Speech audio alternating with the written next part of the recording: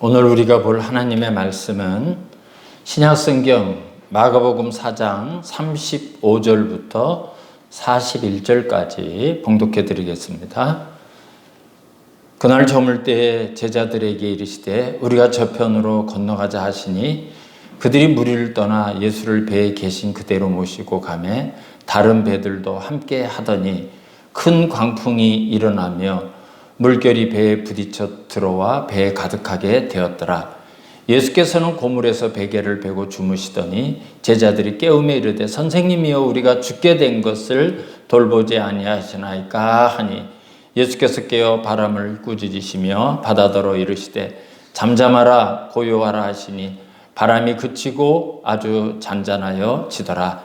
이에 제자들에게 이르시되 어찌하여 이렇게 무서워하느냐 너희가 어찌 믿음이 없느냐 하시니 그들이 심히 두려워하여 서로 말하되 그가 누구이기에 바람과 바다도 순종하는가 하였더라. 아멘. 오늘 본문이 그날 저물 때에 이렇게 시작을 합니다. 이날 왜 저물 때까지 예수님이 계셨는가 하면 우리가 마가복음 4장 1절에서부터 쭉 살펴보게 되면 사람들이 너무 몰려들었어요. 너무나 많은 사람들이 몰려왔기 때문에 예수님께서 갈릴리 호수에 배를 띄우고 그 배를 강대상 삼아서 씨 뿌리는 비유에 대한 설교를 하시고 많은 비유의 말씀을 통해서 하나님의 나라에 대한 가르침을 전파해 주셨습니다. 얼마나 많은 설교를 하셨는지 오늘 본문을 보니까 그날 저물 때에, 그래서 저물 때에 어두워질 때까지 예수님께서 말씀을 전하시고 이제는 제자들과 함께 갈릴리 건너편으로 이방 땅으로 가자고 말씀을 하셔서 이제 배를 타고 예수님과 제자들이 갈릴리를 건너가게 되었습니다. 그래서 이렇게 갈릴리를 건너가는 중에 큰 광풍이 일어나기 시작하는데 파도에 의해서 배에 물이 들어오기 시작하고 그 물이 가득하게 되었습니다. 근데 우리가 잘 아는 것처럼 오늘 예수님과 함께 이 배를 타고 가는 제자들은 이곳 어부 출신들이 대부분입니다. 그래서 갈릴리의 바람과 배라고 하면 둘째 가라고 하면 서러워할 사람들입니다. 이 제자들이 얼마나 이 바람 가운데 이 배를 바르게 이끌어 가기 위해서 얼마나 많은 노력을 했겠습니까? 그러나 그런 제자들의 노력이 아무런 소용도 없이 결국 배에 물이 가득하게 되었습니다. 이제 곧 배가 가라앉기 직전의 상황을 만난 겁니다. 그런데 예수님께서는 그런 풍랑 속에서 주무시고 계셨어요. 우리가 38절을 한번 볼까요? 예수께서는 고물에서 베개를 베고 주무시더니 제자들이 깨우며 이르되 선생님이여 우리가 죽게 된 것을 돌보지 아니하시나이까 하니 그랬습니다. 예수님은 계속 주무시고 계시는 거예요. 그래서 제자들이 다급하게 예수님을 깨웁니다. 선생님, 우리가 죽게 되었습니다. 우리를 돌보지 아니하시겠습니까? 그랬더니 예수님이 바람을 꾸짖으시고 바다더러 잠잠하라 고요하라 이렇게 명령하셨더니 바람이 그치고 바다가 잔잔하게 되었습니다. 그래서 제자들이 두려워하며 서로 말하기를 그가 누구이기에 바람과 바다도 순종하는가 이렇게 서로 이야기를 하고 있습니다. 그가 누구이기에 여러분 지금 마가는 의도적으로 잠자고 계시는 예수님을 깨우면서 선생님 우리가 죽게 된 것을 돌보지 아니하십니까? 이렇게 부르짖는 하나의 그림과 그와 상반되는 베개까지 베시고 주무시는 예수님을 대조하는 거예요. 이 두 개의 그림을 오늘 이 마가복음을 읽고 이 말씀을 듣는 그런 독자들에게 이 그림을 지금 보여주고 싶었던 겁니다. 여러분 오늘 우리가 그 이유를 깨달아야 됩니다. 첫 번째로 우리가 알아야 될 것은 오늘 마가가 말하고 싶었던 것은 이 광풍 속에 침몰하는 배 안에서 그럼에도 불구하고 잠들어 계시는 예수님은 누구신가 하는 거예요. 오늘 이것을 우리에게 말씀하고 싶어 하는 겁니다. 그가 누구이기에? 사람들은 이 예수님을 나사렛 예수라고 부릅니다. 비하하는 말이에요. 갈릴리 사람이라는 것은 비하하는 말입니다. 목수의 아들이라고 말합니다. 제자들은 오늘 예수님을 선생님이요 그랬어요. 선생님이요, 우리가 죽게 된 것을 돌보지 아니하시나이까? 제자들은 예수님을 자기들의 선생님으로 부르고 있습니다. 제자들은 그동안 예수님과 함께 다니면서 수많은 기적을 봤습니다. 하나님 나라에 대한 진리의 말씀을 들었습니다. 심지어 귀신 들린 사람이 예수님을 보면 귀신이 예수님 앞에 엎드려져서 당신은 하나님의 아들입니다 라고 부르짖는 것을 보기도 했습니다. 그럼에도 불구하고 제자들은 예수님을 선생님 정도로 알고 있습니다. 사랑하는 성도 여러분, 오늘 우리가 예수를 믿고 그리스도인으로 살아가지만 이런 인생의 풍랑과 파도 앞에서 나는 예수 그리스도를 어떻게 믿고 있는가 한번 확인해 보시는 시간이 되시기를 바랍니다. 그는 누구실까요? 예수님은 누구실까요? 이 예수님에 대해서 성경에 많은 예언이 있지만 이사야 선지자는 이렇게 예언을 했습니다. 이사야서 7장 14절에서 보라, 처녀가 잉태하여 아들을 낳을 것이요 그의 이름은 임마누엘이라 하리라 그랬습니다. 처녀가 아이를 낳을 것인데 그 이름을 임마누엘이라 하리라 이렇게 예언을 했어요. 여러분, 임마누엘이라는 것은 하나님이 함께 하신다 이런 뜻이에요. 하나님이 함께 하신다. 우리가 구약 성경을 보면 하나님을 이름을 부를 때 아브라함과 이삭과 야곱의 하나님 이렇게 나오는 경우가 많이 있죠. 아브라함의 하나님, 이삭의 하나님, 야곱의 하나님 이렇게 하나님을 부릅니다. 왜 그렇게 부를까요? 아브라함과 함께 하신 하나님, 이삭과 함께 하신 하나님, 야곱과 함께 하신 하나님, 임마누엘의 하나님을 그렇게 표현한 거예요. 요셉이 애굽의 노예로 팔려갔습니다. 그리고 그곳에서 억울한 누명을 쓰고 감옥에 들어가게 되었어요. 근데 성경은 그 억울하고 답답한 상황 속에서 하나님이 함께 하셔서 형통하게 하셨다 이렇게 기록하고 있습니다. 그게 무슨 뜻일까요? 그 고난이, 그 감옥에 간 그런 상황이 사실은 하나님께서 요셉을 형통하게 하신 일이었다는 거예요. 우리가 창세기 39장 3절과 23절을 한번 확인해 보겠습니다. 창세기 39장 3절을 제가 읽어드릴게요. 화면에 나오는 성경을 한번 보시기 바랍니다. 그의 주인이 여호와께서 그와 함께 하심을 보며 또 여호와께서 그의 범사에 형통하게 하심을 보았더라 그랬어요. 보디발이, 요셉을 노예로 채용한 보디발이 야곱을 가만히 보니까 여호와께서 그와 함께 하심을 보며 여호와께서 그의 범사에 형통하게 하심을 보았더라. 이거는 요셉이 하는 말이 아니라, 하나님을 믿는 사람들이 하는 말이 아니라 이방 사람인 보디발이 하는 말이에요. 이게 바로 임마누엘 하나님이 함께 하시는 거예요. 23절을 한번 더 보겠습니다. 간수장은 그의 손에 맡긴 것을 무엇이든지 살펴보지 아니하였으니 이는 여호와께서 요셉과 함께 하심이라. 여호와께서 그를 범사에 형통하게 하셨더라. 간수 중에서 좀 똘똘하고 좀 믿을 만한 요셉에게 여러 가지를 맡겼어요. 근데 한 번 맡긴 것은 무엇이든지 살펴보지 않았대요. 그 이유를 이는 여호와께서 요셉과 함께 하심이라. 여호와께서 그를 범사에 형통하게 하셨더라. 여러분, 이 기록은 이방 사람이 지금 표현하는 거예요. 하나님을 알지도 못한 사람이 표현하는 거예요. 근데 요셉을 보면서 요셉과 하나님이 함께 하신다는 것을 그 사람이 알아요. 이게 임마누엘 하나님이 함께 하신다는 거예요. 다윗에게도 마찬가지예요. 사무엘하 7장 9절을 보면 하나님께서 사무엘 선지자를 통해서 내가 가는 모든 곳에서 내가 너와 함께 있어 내 모든 원수를 내 앞에서 멸하였은즉 땅에서 위대한 자들의 이름같이 내 이름을 위대하게 만들어 주리라. 하나님이 이 약속했어요. 뭐라고 약속했어요? 야, 내가 너와 함께해서 너를 모든 원수 앞에서 이기게 하고 땅에 기록된 위대한 사람들처럼 너의 이름을 위대하게 만들어 줄게. 여러분, 다윗이 정말 예수 안 믿는 사람들도 다 알아요. 어떤 위대한 성인 못지않게 위대한 인물입니다.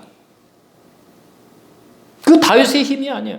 내가 너와 함께 있어. 그래. 내가 너와 함께 있어. 하나님이 함께 하셔서 그런 거예요. 다윗은 이런 임마누엘의 하나님을 믿었기 때문에 어떤 상황에서도 두려워하지 않고 하나님을 의지하고 하나님만 바라보고 살았던 겁니다. 여호와는 나의 목자시니 내게 부족함이 없으리로다. 여러분, 그게 그냥 수사학적인 그런 표현이 아니에요. 이런 믿음이 있었기 때문에, 임마누엘 하나님이 함께 하시기 때문에, 그런 믿음이 있었기 때문에, 그런 체험이 있었기 때문에 이런 고백을 하는 겁니다. 그리고 이사야는 예수님에 대해서 이사야서 9장 6절에서 이렇게 예언을 해요. 이는 한 아기가 우리에게 낳고 한 아들을 우리에게 주신 바 되었는데 그의 어깨는 정사를 메었고 그의 이름은 기묘자라 모사라 전능하신 하나님이라 영존하시는 아버지라 평강의 왕이라 할 것임이라. 이렇게 예언을 했습니다. 하나님께서 한 아기를 보내주실 것인데, 한 아들을 우리에게 주실 것인데, 이 아기의 어깨에 정사를 메었다 그랬어요. 정사를 메었다. 여러분이 정사라는 히브리 말은 지배권, 통치권, 권세, 그런 거를 이야기하는 겁니다. 그런 걸 가지고 오시는 왕 중에 왕으로 오신다는 거예요. 아기지만. 또 그 이름은 기묘자라 그랬어요. 기묘자. 우리가 말이 이해가 될 듯 하면서도 완전하게 이해하기가 쉽지 않죠. 기묘자라고 해석한 히브리 말은 펠레라고 하는데요. 이 말이 시편 78편 12절에 또 나와요. 시편 78편 12절에서는 이 말이 어떻게 표현했는가? 애굽에서 하나님이 하신 기이한 일들. 하나님 애굽에서 하신 일이 뭐죠? 이스라엘 백성이 노예 생활을 하고 있었지만 하나님이 10가지 재앙을 통해서 이스라엘 백성을 한 명도 잃어버리지 않고 다 구원하셨습니다. 그것뿐만이 아니죠. 그들이 만난 홍해 바다를 주님께서 가르시고 거기를 마른 땅으로 건너게 하시고 먹을 것이 떨어져서 아우성을 칠 때 매일매일 만나를 내려주시고 또 물이 떨어졌을 때는 하나님께서 반석을 터뜨려서 생수를 강같이 흐르게 하시고 대적을 이기게 하시고 40년 동안 구름기둥과 불기둥으로 인도하신 그 기이한 일들, 그 일을 행하시는 분이 기묘자라는 겁니다. 기묘자. 바로 그분이 그리스도로 우리에게 오신다는 거예요. 그리고 모사라 그랬어요. 모사. 이 땅의 지혜로 해결할 수 없고 이 땅의 아버지, 이 땅의 어떤 문제로 해결할 수 없는 난제들이 얼마나 많이 있습니까? 그 모든 것을 해결해 주실 수 있는 분, 모사라. 솔로몬의 지혜와 비교할 수 없는 그런 하늘의 지혜를 가지신 분이라 그 뜻입니다. 그리고 전능하신 하나님이며 영존하시는 아버지라 그랬어요. 비록 아기로 오시지만 인간의 몸을 입고 이 땅에 오시지만 그분은 전능하신 하나님이시고 그리고 그분은 영원 전부터 영원히 계시는 우리 아버지 하나님이시라는 그런 말씀이에요. 그렇기 때문에 우리를 구원해 주실 수 있고요. 우리를 지켜주실 수 있고요. 우리를 보호해 주실 수 있고요. 그분은 어떤 상황에서도 우리와 함께 하실 수 있는 분입니다. 그리고 그분은 평강의 왕이라 그랬어요.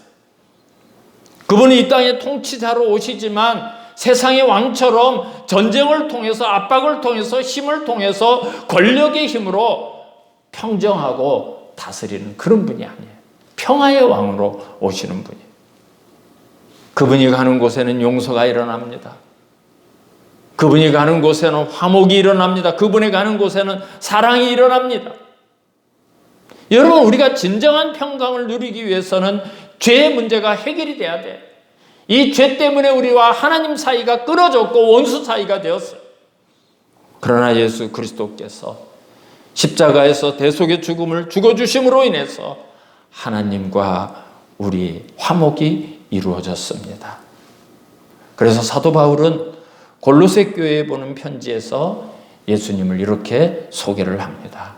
골로새서 1장 15절에서 17절 말씀을 보면 그는 보이지 아니하시는 하나님의 형상이요 모든 피조물보다 먼저 나신 이시니 만물이 그에게서 창조되되 하늘과 땅에서 보이는 것들과 보이지 않는 것들과 혹은 왕권들이나 주권들이나 통치자들이나 권세들이나 만물이 다 그로 말미암아 그를 위하여 창조되었고 또한 그가 만물보다 먼저 계시고 만물이 그 안에 함께 섰느니라. 예수 그리스도 그분은 보이지 아니하시는 하나님이 인간의 몸을 입고 이 땅에 오셨고 만물보다 먼저 계시고 그 모든 만물을 창조하신 분이라는 거예요. 사랑하는 성도 여러분, 어떻게 해서 예수님은 이 폭풍우 안에서 그 물이 잠겨가고 흔들리는 그런 배 안에서 모든 제자들이 이제 우리는 죽었다. 선생님이여 우리를 어찌하여 돌보지 아니하십니까? 이렇게 아우성치는 그 속에서 잠을 자실 수 있었을까? 여러분, 예수님이 배 안에서 깊이 잠드신 것은 예수님이 온전한 육체를 가지신 그런 사람이기 때문에 너무나 피곤해서 그렇게 해석하는 분이 계셔요. 여러분, 그거 맞아요. 틀린 이야기는 아닙니다. 그러나 이것보다 더 중요한 것은 그분은 온 우주 만물을 창조하신 하나님이실 뿐만 아니라 지금도 여전히 모든 환경과 모든 자연과 모든 문제의 주인이 되시고 주관하시고 명령하시고 얼마든지 상황을 바꿀 수 있는 전능하신 하나님이시기 때문에 그런 풍랑 속에서도 잠을 자실 수가 있었던 겁니다. 그런데 그곳에 있던 제자들은 어떻습니까?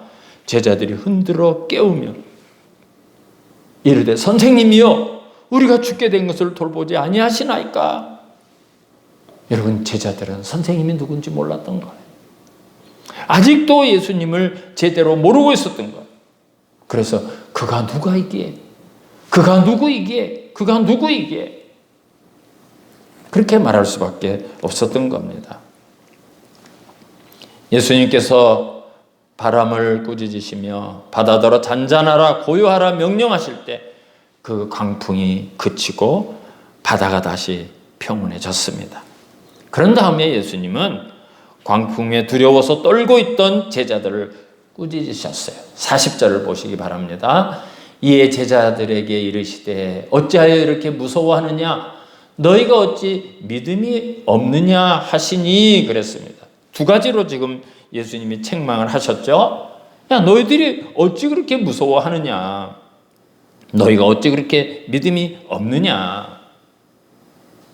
사랑하는 성도 여러분, 우리 역시 광풍과 같이 흔들리는 배와 같이 우리를 흔들고 우리를 두렵게 하는 상황을 보고 문제를 보면서 두려워 떨 때가 얼마나 많습니까? 지금 우리가 만난 상황들이, 우리가 겪고 있는 상황들이 우리를 무섭게 하고 있습니다. 우리를 두렵게 하고 있습니다. 심지어 세상에서는 교회를 세상의 어떤 모임과 같이 세상의 어떤 영업장 정도로 생각하고 그렇게 취급하는 사람들도 많이 있습니다. 그러나 여러분, 먼저 우리 그리스도인들은 우리가 믿는 그리스도, 우리가 믿는 예수 그리스도 그분이 어떠한 분인가 분명하게 가슴 속에 새겨져야 돼요. 확실하게 믿어야 됩니다. 그분은 말씀으로 천지를 창조하신 분일 뿐만 아니라 지금도 아무리 무서운 광풍이라도 꾸짖으시고 잠잠하게 하시고 고요하게 하실 수 있는 분이셔요. 오늘 우리가 예수를 믿고 그리스도인으로서 살아가지만 여러분, 이런 믿음을 가지고 있는가 한번 확인해 보셔야 됩니다. 그분은 우리와 함께 하시는 임마누엘 하나님이십니다. 그래서 그분을 하나님답게 인정하고 하나님답게 대접하는 가장 첫 번째 방법이 예배예요. 예배가 그런 거예요. 그런 믿음을 가진 사람들이 모인 공동체가 교회입니다. 그런데 그런 우리가 제자들이 광풍을 보고 파도를 보고 예수님을 흔들어 깨우면서 선생님 어째서 우리가 죽게 된 것을 돌보지 아니하십니까 하고 소동했던 것과 뭐가 다릅니까? 여러분 우리 삶이 다른 게 있습니까? 사실 이 제자들은 방금 전까지 이 배가 출발하기 방금 전까지도 어두워질 때까지 온종일 예수님으로부터 놀라운 하나님 나라의 비밀의 말씀을 들은 사람들이에요. 씨가 길가에 떨어지고 돌밭에 떨어지고 가시덤불에 떨어지고 좋은 밭에 떨어지는데 열매를 맺으려면 좋은 밭에 이 씨가 떨어져야 된다. 귀 있는 자는 들으라. 귀 있는 자는 들으라. 선포된 하늘의 이야기를 듣고 감동을 받고 은혜를 받고 놀라움을 가졌던 바로 그 직후입니다. 그럼에도 불구하고 제자들은 광풍이라는 현실을 만나자마자 들었던 말씀, 은혜 받았던 말씀, 깨달아진 모든 말씀이 무용지물이 되었어요. 그게 아무 소용이 없게 되었어요. 여러분, 이런 상황이 오늘 우리들의 상황과 똑같습니다. 여러분들이 그동안 얼마나 많은 말씀을 들었습니까? 말씀을 들으면서 얼마나 아멘이라고 소리를 쳤습니까? 얼마나 많은 눈물을 흘렸습니까? 얼마나 많은 감동을 받았습니까? 얼마나 많이 은혜 받았다고 자랑했습니까? 그러나 그 모든 말씀이, 그 모든 은혜가, 모든 능력이, 그 모든 감동이 현실의 광풍을 만나게 될 때 여러분 그게 소용이 있습니까? 그게 내 삶에 적용이 됩니까? 아무짝에도 쓸모가 없어지더라 이 말이에요. 오늘 우리 역시 똑같더라는 거예요. 이게 오늘 배 안의 제자들의 모습이고 오늘 우리들의 모습입니다. 무용지물이 되어버린 하나님의 말씀, 방금 들었던 하늘의 그 놀라운 비밀의 말씀, 정말 금은 보아 바꿀 수 없는 그 놀라운 말씀이 문제를 만나자 온데간데 없이 다 사라져버려. 다 아무짝에도 쓸모가 없어. 그래서 주님이 꾸짖으시는 거예요. 어찌하여 무서워하느냐? 너희가 어찌 믿음이 없느냐? 사랑하는 성도 여러분, 오늘 이 사건을 통해서 지금 현대를 살아가는 성도들에게 말씀하고 있는 겁니다. 오늘 우리의 믿음이 그냥 듣고 감동하는 수준, 어떤 말씀은 새들이 와서 쪼아먹어버리고 어떤 말씀은 밑에 뿌리가 내리지 못하고 햇빛이 나서 말라버리고 가시덤불 때문에 자라지 못하는 말씀, 오늘 이 제자들의 믿음이 그랬고 오늘 우리 그리스도인들의 믿음이 그렇다는 말씀이에요. 그래서 예수님께서 이 광풍과 이 광풍에 놀아나는 바다를 향해서 이렇게 명령하셔요. 39절이죠. 예수께서 깨어 바람을 꾸짖으시며 바다더러 이르시되 잠잠하라 고요하라 하시니 바람이 그치고 아주 잔잔하여 지더라. 여러분 여기 꾸짖다라는 단어와 잠잠하라는 단어는 이미 앞에서 우리가 누가복음 1장 25절에 나왔던 단어입니다. 안식일에 예수님께서 회당에 들어갔는데요. 더러운 귀신 들린 사람이 예수님을 보고 막 소리를 질러요. 막 소동을 일으키기 시작했어요.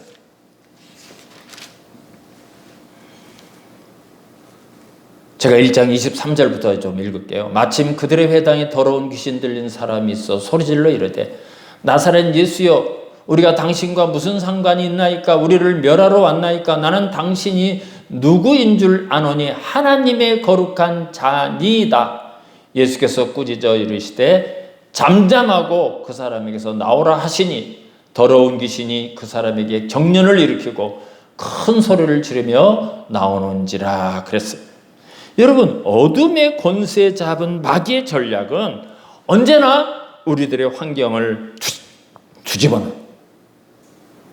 우리가 눈으로 보고 이제는 다 끝장날 것처럼, 완전히 끝난 것처럼, 박살 난 것처럼 두렵게 하고, 큰일 났네, 어쩌나, 어머나 세상에, 이렇게 우리의 마음을 혼미백산하게 만들고, 눈이 가리워서 제대로 보지 못하게 하고, 그냥 흥분하게 만들고, 가볍게 결정하게 만들고, 두렵게 만들고, 공포에 만들어. 그래서 사탄의 우리에게 공격하는 가장 기본적이며 가장 중요한 전략은 믿음의 백성들이 하나님에게서 시선을 떠나게 하는 거예요. 하나님을 보지 못하게 하고, 언제나 문제만 보게 하고, 상황을 보게 하고, 파도를 보게 하고, 풍랑을 보게 하고, 물이 잠겨가는 배만 보게 만드는 거예요. 예수님은 이 폭풍을 향해서 제자들의 마음을 흔들고 있는 어둠의 권세 잡은 자들을 향해서 꾸짖습니다. 바다더러 이르시되 잠잠하라, 고요하라 하시니 바람이 그치고 아주 잔잔하여 지더라. 여러분, 이것이 우리가 지금 맞닥뜨리고 있는 구체적인 현실입니다. 지금 여러분들을 집어삼키려고 위협하는 것들이 있죠. 우리 성도님들의 정신을 빼놓는 것이 있어요. 여러분들의 마음을 혼란시키는 게 있어요. 여러분의 마음을 불안하게 만들고 두려움으로 몰아가는 게 있어요. 첫째는 코로나죠. 코로나가 우리를 낙심하고 좌절하고 두려워하고 염려하게 하고 예배의 자리로 나오는 것까지도 막아섰어. 큰일 나는 것. 예배당에 가면 큰일 난다고 생각해. 그것 외에도 많은 내일의 염려들이 우리에게 있습니다. 그러나 오늘 예수 그리스도께서, 임마누엘 하나님께서 오늘 그 흔들리는 배와 그 상황 속에, 그 문제 속에 함께 하신다는 사실을 믿으시기 바랍니다. 심지어 어떤 사람들은 교회가 곧 망한다고 얘기해. 세상의 권력이 교회를 없앨 것이라고 주장하는 사람이 있어요. 천만의 말씀이에요. 여러분, 그럴 수 없어요. 교회는 그렇게 세상의 힘과 세상의 방법으로 없애고 사라지게 할 수 없는 거예요. 역사 가운데 그런 시도가 많이 있었죠. 얼마나 많은 세력들이 교회를 함부로 하고 교회를 없애려고 노력했습니까? 근데 성공한 일이 있습니까? 다 망했어요.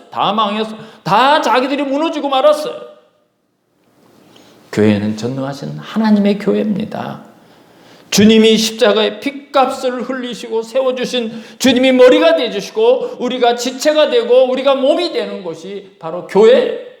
그런 교회를 누가 함부로 손댄다는 거예요. 주는 그리스도시요 살아계신 하나님의 아들이시니다라고 고백하는 베드로에게 내가 이 반석 위에, 내가 이 믿음 위에 내 교회를 세우리니 음부의 권세가 이기지 못하리라 예수님께서 말씀하셨어요. 누구 교회요? 베드로 교회요? 바울의 교회요? 주님의 교회, 내 교회. 내가 내 교회를 세우리니 음부의 권세가 이기지 못하리라. 예수님께서 음부의 권세가, 사탄의 세력이 이기지 못한다고 말씀하셨는데 누가 교회를 어떻게 한단 말입니까? 여러분, 그런 말에 흔들리지 마세요.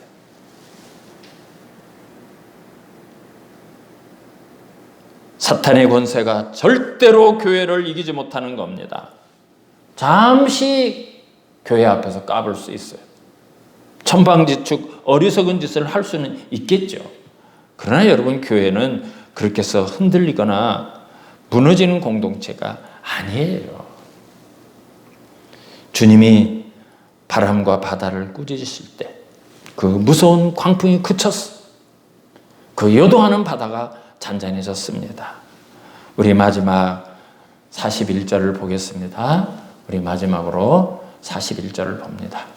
그들이 심히 두려워하여 서로 말하되 그가 누구이기에 바람과 바다도 순종하는가 하였도다. 그가 누구이기에 바람과 바다도 순종하는가. 제자들이 두려워하며 그랬어요. 여러분, 그가 누구라고 믿으십니까? 그분이 누구라고 믿으십니까? 바다와 바람을 잔잔하게 고요하게 하신 그가 누구신가요? 세상의 권력자처럼 믿으십니까? 세상의 어떤 힘처럼 믿으십니까? 위대한 성인 중에 한 사람입니까? 선생님입니까? 우리 예수님은 온 세상이 두려워해야 할 하나님, 임마누엘 하나님이십니다. 마땅히 모든 천하 만물이, 모든 피조물이 엎드려서 경배하고 예배해야 될 창조주, 전능하신 하나님이십니다. 이 교회는 그분의 교회예요.